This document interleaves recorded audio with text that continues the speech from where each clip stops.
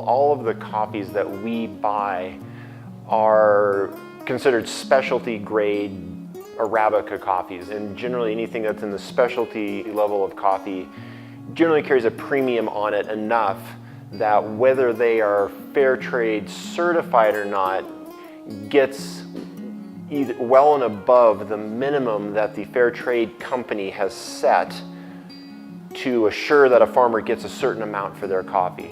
So that's the way fair trade works. They go into a community or a co-op of farmers and they set a certain minimum that assures each farmer gets at least that much for their coffee when they sell it to the market. The specialty high-end level of coffee that we buy, there's not a single coffee that we buy that doesn't meet that minimum or far exceed it. Some of the most expensive coffees we have no certifications attached to them whatsoever. Well, fair trade is much more useful in kind of the mid-level huge company corporate coffee buying community where you have somebody like Costco or somebody that's buying millions of pounds of coffee every year and they can negotiate pennies out of the price, and that's gonna actually make a big difference for that farmer or that community of farmers. The fair trade itself is a company. They're out there to make money themselves and actually support it's not just some concept, it is an actual company that just provides a marketable certification.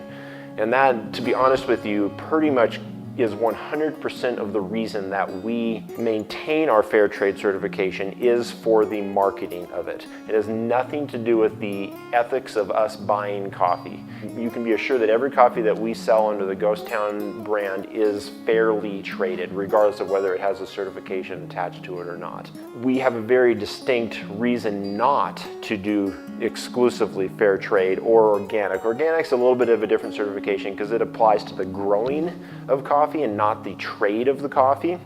But the organic certification actually carries a marketability as well. It's not only for the farmer, and that's a big decision on the farmer's end. Is it worth it for them to go through all of the effort and expense to maintain an organic certification? Arabica coffee is largely raised organically, whether it's certified or not.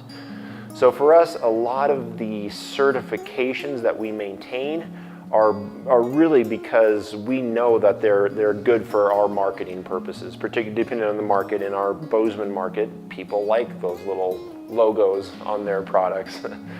But it's not to say that these companies that provide the certifications aren't doing a service. They're doing a good service, but we very distinctly feel we have a moral and ethical obligation never to only choose certified coffees. Because if every roaster, specialty coffee roaster, would decide to do that all of a sudden, it would alienate tens of thousands of very fair, honest subsistence farmers across the world that just because they can't necessarily afford that organic certification and fair trade hasn't signed off on their coffee, that doesn't necessarily mean that their coffee is any less organic or any less fairly traded, but we would basically bankrupt tens of thousands of farmers throughout the world. So we want to make sure we are very open and honest about where we source our coffees, how much we're paying for them, and whether or not they're actually fairly traded. So it's something that we feel very strongly about, and I will make no apologies for not being purely fair trade, because it's, to be honest with you, being exclusively fair trade and organic and only searching out coffees that are certified, it's probably one of the least sustainable things that you could do in our specialty coffee world. It would honestly devastate our specialty coffee community if everybody chose to do that.